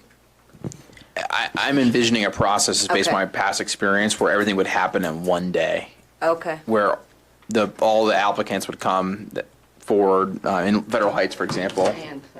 Thank you. In Federal Heights, for example, there were 3 applicants, and so we had each of the 3 applicants go forward, give Give a their 5-minute speech. presentation. We did it for as long as they wanted to, essentially. The board had the opportunity to ask some questions, then the next individual came up, and so on and so forth. And there was a process by which, during the time that the individual was speaking, the other candidates had to step outside, so that way there wasn't an advantage from being last or, first or whatever. And so under my ideal circumstances, it would be a one-day event where all the interviews were had, the board was able to discuss, and then make a selection that day. That seems like a really awkward way to do things, as far as that goes. I feel like if we could do a boards and commissions call, at least they'd have some board, because it's just not a very long service, it'd be 6 It's months. actually July, August, It's almost a year. Is it? Yep. Well, it's 10 months, it's 9 to 10 months. okay. It's quite a while. The one thing I would also say is If they running start for the July- board is also a fairly intimidating process. Yeah. Running for one seat would be even more so, I think. I actually think an election, we would possibly have a hard time getting candidates. We struggle always to have a ballot with enough candidates. For just one seat, I don't know, maybe people wouldn't be, but I just wonder how good a response we would get to a single seat election. How would you guys feel about reaching out to Gary McCrum? So there is an issue with former Board of Trustees serving. Gary was the one that lost he was the. Oh, yeah, okay, sorry. Okay, yeah, you're right. June 7th. I mean, I hate to put someone on the spot. Right. And say, yeah, I don't He know. might have I moved think if he on. were interested and Yeah. wanted to apply, Sure. he certainly would have that as something to talk about, as to, he's expressed interest before. So Actually, I would leave it to see if that's up to him to decide to put himself forward, but I think he's on a sailing trip around the world right now anyway, so. Poor guy. Mayor Pro Tem. It's a question for the town attorney. Would there be any limitations to board or staff encouraging people to apply? No limitation for us encouraging people to apply. There are restrictions on who could apply under state statute, and that is if you'd already served the maximum number of terms, you have to sit out 4 years before you're allowed to reapply, essentially. And so someone who just recently came off the board would not be eligible. But other than that, there's really no restrictions under state law. Could you explain the difference between what our code says and the CRS and the Constitution? Yeah, so it's kind of complicated. Our code, the state constitution and the state statutes are kind of not entirely synced up on this thing, but the state constitution being the supreme law of the land is what controls. And so our code says that you can serve 3 consecutive terms of 2 years as a trustee member. State statute basically places no limitations on how many terms you can serve, but the state constitution says you can serve as many as basically the local government allows. But if you were to max out, you have to sit out 4 years. And so being that the state constitution is supreme law of the land, I think the safest thing to do. And there's a dispute about whether elected is the same as appointed. That's, people could argue about that. But I think the best legal interpretation that we've been able to find is that if you had maxed out on your terms, you'd have to sit out 4 years before you could reapply as an appointed official. But if you didn't, if someone who just left the board didn't max out their 3 terms, just did 4 because they wanted to, they're still eligible then? They would be eligible, yes. Do you want to give your thoughts on Sorry. your preference? To me, it'd be the sooner the better. Doing the process that was just described and we've talked about. Trustee Browning pretty much hit the nail on the head for me, which was, as I was thinking, budget coming up. We've got wastewater treatment plant stuff going on. We just have stuff going on. There's a lot of meat going on, has been, still in recovery. Sitting out for 3 months, 4 months in November, then that's not practical for us, I don't think, at this point in time. So 26th, 27th, 17th work well for me. I think you'll be in town. I think you are, Connie, right? I will be in town the whole week of the 17th. I might be out of town the 26th, 27th, and 28th. So I could not probably do the end of that week. So, but I think if we got if the preference is let's recruit, and, we may end up going back to the drawing board depending on how things go, but hopefully, I do think it's actually important for the board to recruit. I mean, that's how we get people, most people need a little nudge to consider running. And I think that's perfectly appropriate. So if you know someone you think would make a good trustee, then encourage them to apply. I mean, that's how we fill a lot of our tough seats to fill, like PCDC and others. It takes someone who, sometimes is in the role to help kind of recruit other people who maybe didn't think of it or didn't see themselves in that capacity. But yeah, I'm hopeful that we could, I would love to see us fill the seat and keep things moving. So if we could do the 17th, start to finish, we could do the interviews as a special meeting, workshop hour, and then have an agenda item during that meeting. And then if there's just too many, I mean, if you have that issue that there are too many to decide that night, you could still do your interviews that night, table the item and have a special when most of you are there so that you can, think about it and talk one-on-one and come back and make the actual appointment on the 24th. And just to add, the board would be provided the applications as part of the packet. On the 14th. Yeah. So it wouldn't be totally blind going into this. Yeah, you'd have the background. If we receive the applications on we're saying the 14th? Mm-hmm.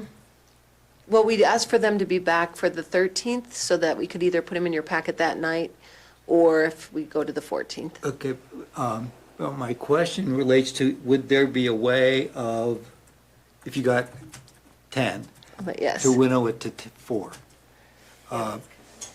Is that a possibility? I know it's a little difficult because you can't really vote. Yeah, we can't take any official action outside of a meeting, so I don't, first, the only way we could whittle it down is if there was some illegal reason why that person would not be eligible. They didn't live in the town of Lyons, or they'd maxed out on terms. Yeah, something like that. Something like that. I think other than that, you pretty much have to consider through this method everyone who applies. Yeah, that would be my preference, is anyone who does apply, at least 5 minutes. I mean, we limit it to 5 minutes. I think they have other things they can do. They can go on Facebook, they can write letters to the editor, to campaign. They get off easy, they're a 10-day campaign. So. But if so, we would notice it tomorrow, so that would give people 11 days, or 10 days. We could get it in the paper tomorrow, too. I mean, it feels very could do an short, but e-blast. that's our code. I mean, it's not our choice. I would prefer that we took slightly more time. Yeah. But to give people more time, but Well, if you. the 30-day so issue is kind of. On the 24th, how many will be here? Everyone but Trustee Miller? I'll be here on the 20, yeah, no, I won't be here on the So 24th. These two are won't be gone. here. Oh, that's, okay. And I don't know about Trustee Farrell. I don't think she's out of town anymore, but I would prefer the whole board. I would, that's But what the I'm- 27th, you would all be here, right? No, the mayor said 26, 27, 28. Maybe. Am I the only one who's not here on the 27th? Well, but you need to be here too. You have to make the, No, I'm just saying I could potentially change my travel plans, potentially, if I have enough notice. Thursday, the 26th. Everybody else here is here, though? Okay.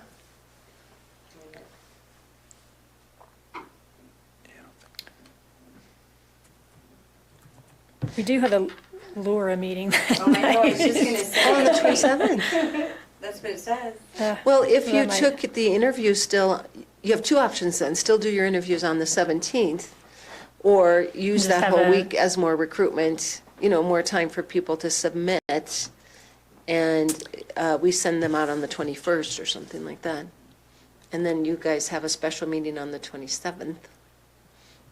Instead of. It doesn't leave us in much addition. time, though, in case something goes wrong. I mean, you know what I mean? I would like to see what kind of response we get for the 17th, just so we see what kind of interest is out there.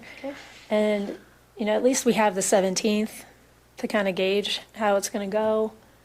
The application honestly is, 4 simple questions. Right, but sure- sometimes but I people mean, just that's don't good. even Yeah, I mean, is it- know it's available. It could take several days just for them to think about it. You got to talk it over with your family. No, I understand. I just To say make the a application decision. itself doesn't take long. Yeah. If someone chooses very last minute to. Can we use our public address system? Sure. I'm not gonna This is ask. not the test. We're looking for. Are you listening? No, I'm just saying if we wait until the 30 days, I mean, I guess the backup plan, let's just say If you decide you have so many you want to. we have too many or not enough and we feel like we needed, I don't know, then we would have, the problem is a September election, is that completely out of the question? Or is it doable but uncomfortable? It is not out of the question, but it will be uncomfortable. So, But we could do it. but we could do it. We would But they'd have, have to start, you'd do the packet, some people, it'd be just like when you guys. Oh, they need the Looking at notice whole- period for the petitions and the whole thing? Okay. they would have to do the full election and then the notifications. It would need to be in the And mail as soon as we could do it would be, September September 8th or something, September 10th. It's really June, July, August. It's 3 months. So is the board comfortable with saying let's notice and try the interview process first and shoot for the 17th? Let's see what the response looks like. If we can get it all done on the 17th, that will be our preference. We'll try to do the interviews and make the decision on the 17th. If we end up needing more time for whatever reason, we can decide at that point whether to go a different route or take applications for a longer period of time. One other comment, Clerk, if we would go with the special election in September, and we wanted to add these advisory questions to that versus November, You could. or would we do both? You could. But I mean, do we have time to write? Do the advisory questions too? I believe so. Yeah, it's going to be tough. It is. It's going to be really tough. It's a lot to get done for Brandon. And then I have trouble getting election officers in April because it's spring break. I don't know how, if I'll get them on summer. what'll happen through the summer here if I can get them. Well, that would be September And, 10th. So, we'll see. It'd be after Labor Day. Trustee Browning. I had a question of the town attorney. I was just looking at the code provisions in terms of recruiting and taking applications and what goes on the application. The municipal code provides that to be elected as a trustee, you have to have resided at least 12 consecutive months preceding the date of the election. But vacancy, there's not that limitation. Could we appoint someone who resided here 6 months? I think it would probably be safest to have the same requirements for appointed officials as it would be an elected. Yeah, I just wanted to be able to. I think that was probably the intent of the code, but as you can kind of see, our vacancy section is pretty limited. It wasn't fully thought out, I don't think, for this kind of situation. So I think the legal recommendation would be the same requirements would apply to both. I just wanted to be clear before we started talking to people or suggesting they apply. Okay, thank you. All right, so is the board comfortable with, let's try to do this without having to go to the election for the 17th, and we'll go from there? Good, okay. Well, you guys can put the call out tomorrow. I would ask that applications come directly back to staff, not to me. The clerk. The clerk, yeah. they should go to the clerks. That is slightly different because it isn't online, but, I mean, They could accept them online or in person. yeah, any method is fine. Yeah, so just, I guess, lay out as much as you can about the process we're going to use as well, so they understand what to prepare for, because it is going to be fairly quick. All right, that's all there is for that then. We had one item removed from consent, so I'll turn it over to Trustee Browning. On the minutes of the May 23rd special meeting.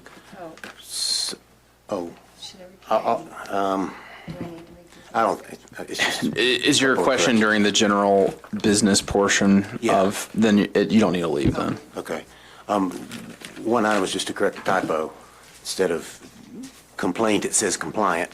So it's just a typo. We'll be clear what we're doing. Okay. And the second one says, in line, this is under Roman numeral 3, it says,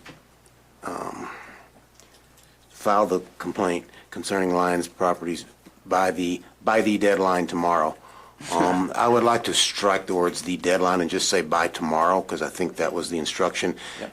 Whether that's the deadline or a possible deadline, I think is not clear. So I'd like to strike the words "the deadline." Just say "file by tomorrow." I would also recommend that deletion as well. Okay. Done. I would so move. Correct the minutes. Is there a second? I'll second that. Any further discussion? No, call for the votes. They're approved 5-0, thank you. All right, we're on to trustee reports. Anyone want to volunteer? Trustee Carabas. UEB meeting the 5th, this Wednesday, and their second one for the month will be the 19th. College board meeting will be the 18th. Like I said, I missed the last one. I was out of town. I think we'll be discussing what was brought up on the meter, since we are looking at doing meter RFIs on the gentleman that brought in concerns about the radio frequencies. And I think the house he's on, it does have solar panels, but we are kind of required, and we're a bind that we have to do something. Otherwise, the rest of the residents, we don't meet means requirements for proper reporting of what we're taking off the grid, what they still have to prepare for should solar go out, something happens. It's going to be a complicated thing. So just so you're all aware, we'll start discussing it Wednesday. Botanical Gardens update. I don't know if I said this last time. Trail, 800 feet plus of trail was slightly scraped out, ready for crusher fines. Shed's been being built from really nice people, like Barney Drystad and Rick DeSilva. So it sheds up, almost ready for them to occupy. So Botanical Gardens moving forward with a lot of help from staff. So thank you very much. There you go. I just wanted to say I appreciated your letter to the editor. I thought it was very well done. Oh, thanks. Trustee Browning. The SFC has not met since our last meeting. They're meeting on the 11th, so report on that afterwards. Trustee Miller. Yes, the Housing and Human Services has also not met since the last meeting, and we are also meeting on the 11th.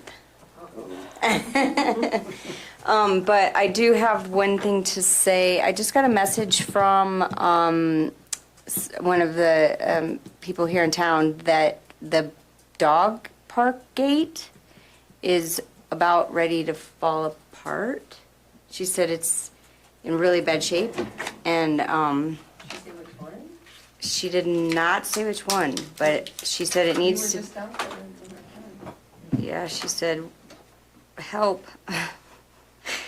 The gates at the dog park are super messed up and will surely break completely very soon. Okay. Who do I call about that? I'll take care of it. So, that's it. So a similar report, PCDC has not met since last, and they're meeting again on the 10th. And I have no meetings to report on either, so short trustee. Well, I did have a question that I forgot to ask her staff report, so maybe you can indulge me now. It's just the music at the Lions outdoor games. They meant to bring it up. Did you get many complaints about the music? One. I received one, and I am going to pass when we do our debrief. I was surprised that the stage was facing toward town, because last year I assumed they were going to do it the same because we didn't have complaints. Last year it faced to the, for lack of a better term, south. It was southwest. Yeah, and this year it was facing to the north. Northwest. And so apparently the people that lived south of that, or north of that, heard it. But me and my house a block away, it was an enjoyable volume. So, again, it's that you just don't know how the mountains and the wind and things are going to travel. So the good news was it ended exactly at 10. And I will give that feedback about direction of the stage, because I was really surprised when I walked out there and it was facing that way. But at that point, it was too late. It was like, I don't recall this on the liquor license facing that way, so I'm going to double check that.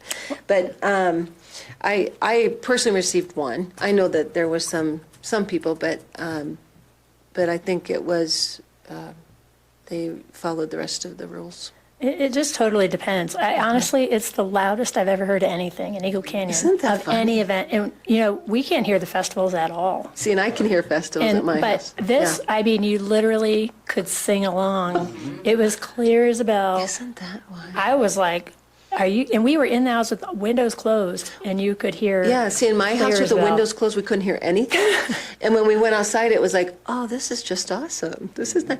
So, yeah, this is really a good point So, about the shooting range. You to just tell you the never truth. know. I was blown away because we rarely hear much of anything up there. I mean, I can say we're back a little ways into the canyon. What'd you hear up on your neighborhood? I was going to report. I'll give you a positive on it. I'd like to listen to it. I was outside on my deck listening to it. It didn't bother me, but I just was curious if how it The was wind, around the town. wind up where I was coming from the south. So yeah, I was So singing she- along to the one Queen, complaint- you know, Bohemian We Will Rock Rhapsody. You. Yeah, Oh, we when were Queen singing- came on, I was like, awesome, this is great. But no, up on. It was I- not bothering, yeah, 10 o'clock, I was expecting an encore or something, because it was 10 No, it o'clock. stopped right at. Yeah. No, it stopped right at. Right at 10, so The concern I got was from Park Street, which would be exactly south of, or exactly north of the stage, basically the first row of houses behind Second Avenue. Well, we went out in the front yard and screamed, "We are the champions!" All four of us, because we could hear it and we sang right along and echoed through the canyons. So But I only have one, but I will pass it along and request that they consider, if there's an event next year, the direction of the stage. okay.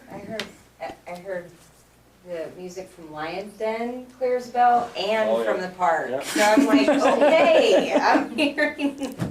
Interesting. I know. It's like, oh my Never know. God, what's going on? What's going on? All right. Do you have a summary? How about you? Where you're at? I hear weddings every weekend, summer long. Did you hear the festival? Do you dance along? See, he didn't hear it is. Interesting. Didn't hear it at all. You never You know. heard it, Clearsville. Yeah. but not obnoxiously. No, it was great. Sat in the back deck. Yeah, me too, but Yeah. they were good bands. All right. Do you guys have action items you want to run through? So update on the weed spray for Lanzala River Park and get the applications on e-blast in the paper. And begin the draft letter for review. Oh, yes, draft For the letter. commissioners. But that's not coming back to us.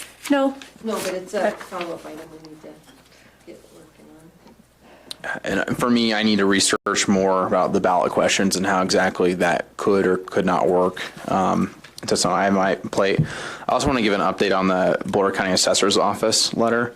I have now drafted that letter, and so I'm working with Barney to get it finalized, and then hopefully for the board for signatures. So. All right. I do have one final item. Sorry. While we were in here, I sent it to the entire Board of Trustees, but I got an email specifically from Kevin Parker, who was the coordinator of the kayaking, and he said, I canceled the outdoor game kayaking based on my discussion with the water commissioners. So I just wanted to point that out to the, Okay. yeah.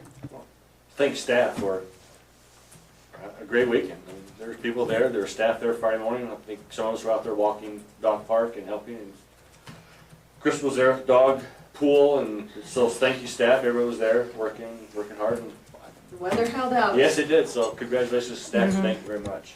Yeah, and the town administrator, who spends an incredible number of hours here, is right. also out there carrying a green and blue bag, putting things in, picking them up.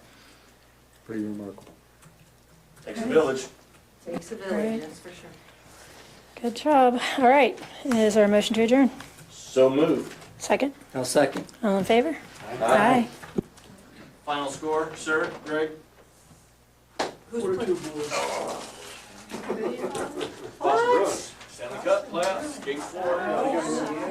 4-2? 4-2 Blues. I got an empty banner at the end.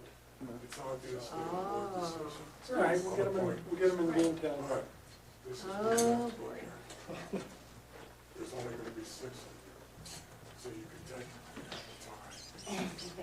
That's true. You would have to bring up the tote.